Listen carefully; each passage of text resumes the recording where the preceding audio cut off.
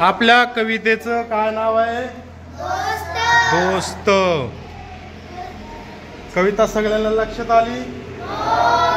बर. प्रश्न तुम्हाला दिलेले आहेत फळ्यावरती, दिलेत का? बर. त्याचे तुम्हाला उत्तर शोधायची. कुठं शोधायची? आपल्याला कवितेमध्ये शोधायचे उत्तर. तुम्हाला येतात ना सगळे? वासरू कोणाचे अंग चाटत असे? कोणाचे? मुलाचे. गाय दोघांकडे कशी पाहायची?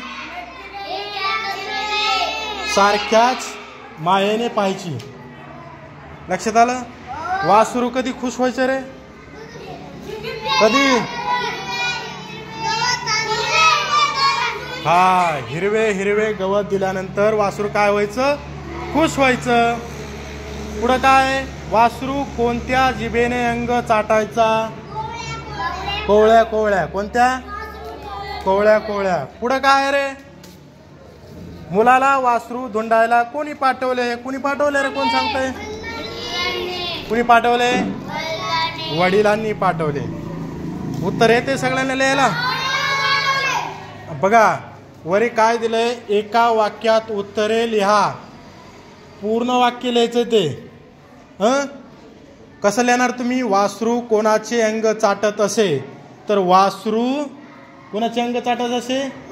मुलाचे अंग चाटत असे. कोणाच्या जागी काय लिहायचं? वासरू मुलाचे अंग चाटत असे. लक्षात आलं आता? बघा इथं प्रश्न कसा आहे खाली बघा. गाय दोघांकडे कशी पाहायची? कशी पाहायची गाय?